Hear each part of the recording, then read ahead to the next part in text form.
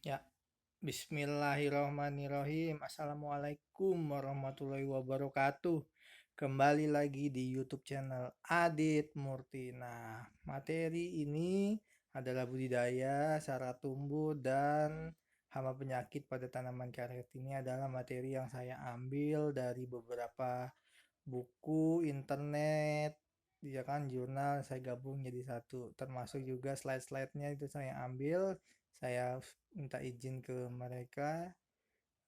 Oke. Nah, materinya adalah yuk kita lihat budidaya tanaman karet. Nah, ini karet itu dia tergolong dari divisi spermatopita atau biji spermatopita itu, ya kan, dari tanaman spermatopita itu tanaman biji-bijian. Nah, tanaman biji-bijian itu ada dua guys, ada yang angiospermae, ada yang gymnospermae. Nah, kalau misalkan yang angiospermae dia itu A, huruf A tertutup, artinya gymnospermae adalah yang G depannya kan. Nah, itu bijinya terbuka, itu gampangnya. Nah, kelasnya itu ada dua guys, monokotil sama dikotil. Nah, kalau dikotil biasanya dia batang-batangnya berkeping dua, batang-batangnya keras, ya kan, dalam bentuk-bentuk pohon. Nah, kalau monokotil biasanya jagung, batang-batangnya lunak, batang semu, kayak begitu guys. Nah, dengan famili dari Euphorbiaceae, nama spesiesnya adalah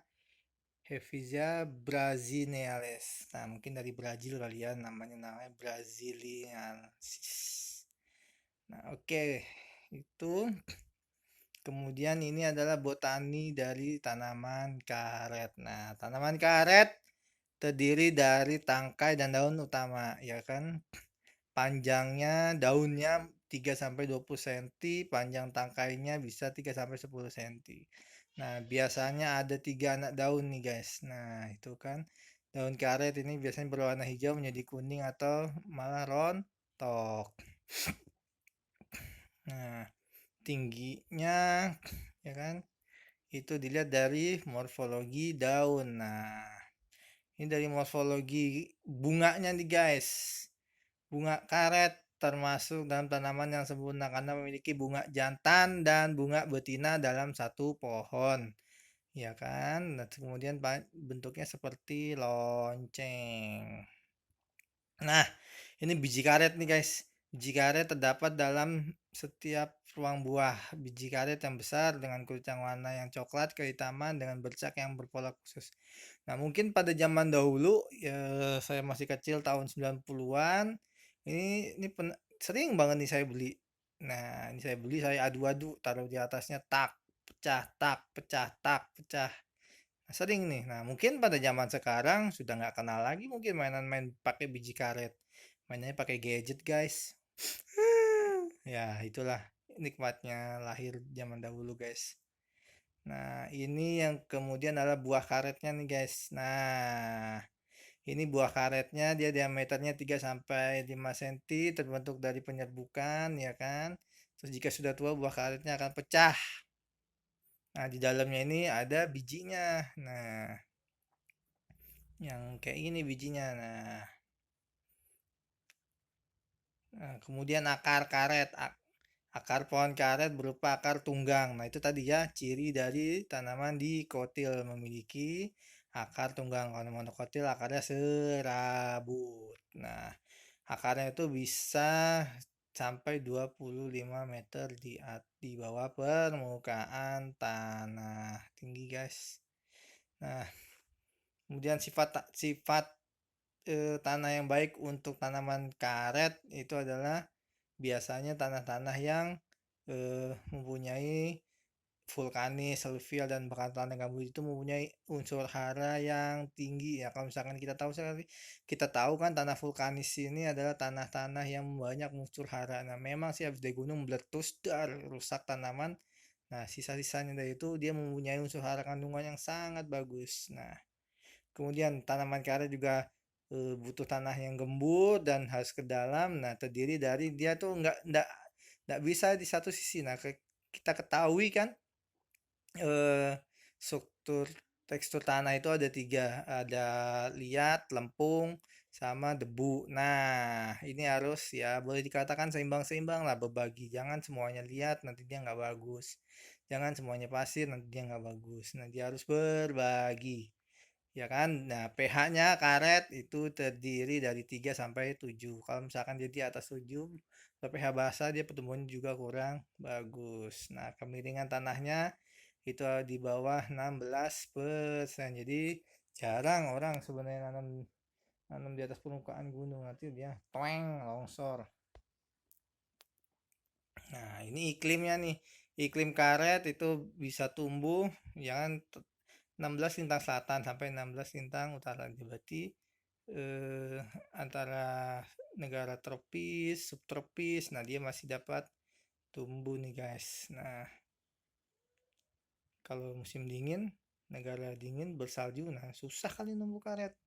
Nah, suhunya yang bagus tuh 25 sampai 35 derajat Celcius. Nah, dengan ketinggian ya kan curah hujan 2.500 hingga 4.000 per tahun. Nah, makanya tanaman karet ini dia harus butuh air.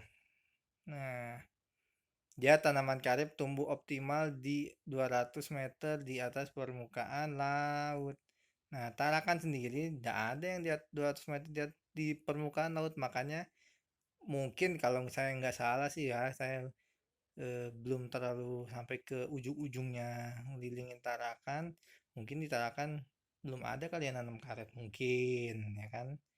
Nah, ini ada jenis-jenis karet klonnya nih, guys. Jadi jenis-jenisnya kalau misalkan dia pakai klon, klon itu ya di cloning. Jadi menciptakan yang tumbuhan yang eh, dia umurnya cepat, tubuhnya seragam, ya kan. Nah, kekurangan dari klon adalah dia tidak rentan terhadap hama dan penyakit. Makanya dia gampang sekali kena hama sama penyakit. Nah, ini ada klon-klonnya, ya kan.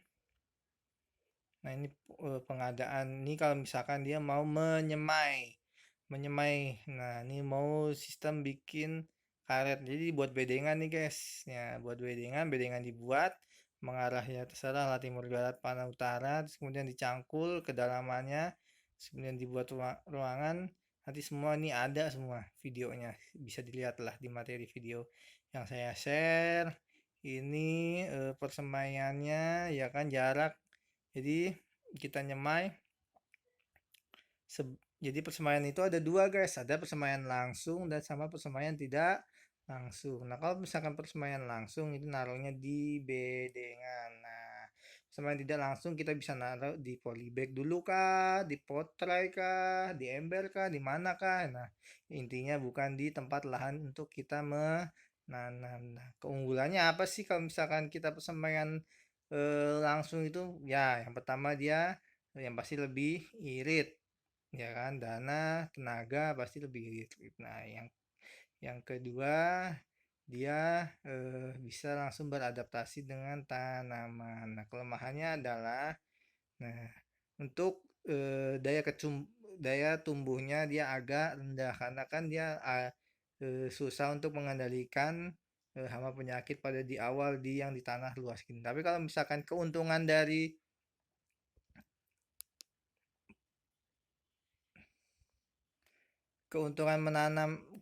menanam secara tidak langsung adalah yang pertama eh, tumbuhnya seragam. Kita bisa memilih untuk dipindah. Pasti kalau misalkan kita pindah dia lebih bagus tuh kan. Oh, ini bagus nih, ya udah pindahin aja, pindahin aja. Nah, kalau misalkan dia kelemahannya dia adalah mahal, capek, 2 kali kerja. Nah, itu. Nah, makanya kan yang lebih bagus dia persemaian yang tidak langsung. Nah, ini persiapan lahannya sama, ya kan.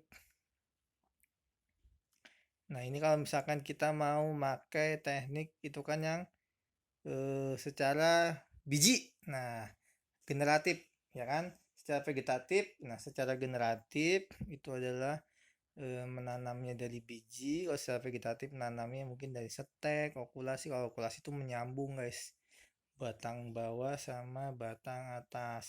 Nah, Jadi batang bawahnya yang keras, kuat, akar kokoh, tahan penyakit, dan batang atasnya yang daunnya lebat, buahnya bijinya banyak, ya kan? Nah, kemudian ini ada hama-hama pada tanaman karet, ada kutulak, terus ada kutu scale insect, terus ada mealybugs, terus ada tungau karet, nanti bisa dibaca sendiri, terus ada uret tanah, terus ada belalang, terus ada rayap, terus ada penyakit akar putih. Nah, ini penyakit-penyakitnya nih, guys. Penyakit-penyakitnya ada penyakit akar putih, penyakit akar merah, ada penyakit batang, ada jamur upas, ada penyakit bidang sadap, ada alur kering sadap, ada penyakit daun bercak hitam kecoklatan. Nah, ini kemudian adalah faktor yang mempengaruhi hama penyakit. Nah, jadi dari faktornya itu ada dua, dari faktor eksternal yang pasti dan faktor internal. Nah, kalau faktor eksternal itu pasti faktor dari luar, ya kan, dari suhu, kelembaban, cahaya, ya kan, nutrisi dan air. Nah, ini dibaca lagi. Kemudian faktor internal ini ada siklus hidup, kecepatan reproduksi, musuh alami, dan kompetisi. Nah, ini kesimpulannya, karet atau dalam bahasa Latin namanya Hevea brasiliensis, termasuk dari famili Euphorbiaceae, merupakan tanaman yang penting dalam famili tersebut. Tanaman karet merupakan pohon yang tumbuh tinggi, berbatang cukup besar, tingginya bisa mencapai 15 sampai 25 meter. Nah, sifat dari tanaman cocok ada sebagian berikut: di kedalaman tanah 100 meter dan tidak dapat bebatuan atau lapisan yang cadas, aerasi yang cukup, tekstur yang lemah, porus, ya kan, dan dapat menahan air dari struktur tanah. Nah, clown adalah tanaman yang dapat menghasilkan perbanyakan secara vegetatif atau aksesual. Jadi, bukan tanaman yang dikembang dari biji. Ada beberapa tanaman kegiatannya yaitu mulai dari pengadaan biji persemaian dan pengadaan kebun enteres, ya kan, diperlukan untuk pembibitan tanaman karet. Kebun enteres akan menghasilkan tunas yang digunakan untuk calon batang. Nah, okulasi adalah pembibitan secara vegetatif. Tadi kan sudah kan teknik okulasinya. Nah, ini hama-hama dan penyakitnya. Hamanya ada kutulak, kutu scale insect, mealybugs, tungau karet, uret tanah, rayap, dan belalang. Penyakitnya ada penyakit akar putih, akar merah, batang, jamur upas, penyakit batang sadap, alur kering sadap, penyakit daun bercak-bercak hitam. Nah, faktor yang mempengaruhi hama dan penyakit tanaman karet itu bisa berupa faktor internal dan faktor eksternal. Oke, terima kasih. Sekian dari saya. Terima kasih materi-materi yang sudah saya gabung-gabungkan materinya. Assalamualaikum warahmatullahi wabarakatuh.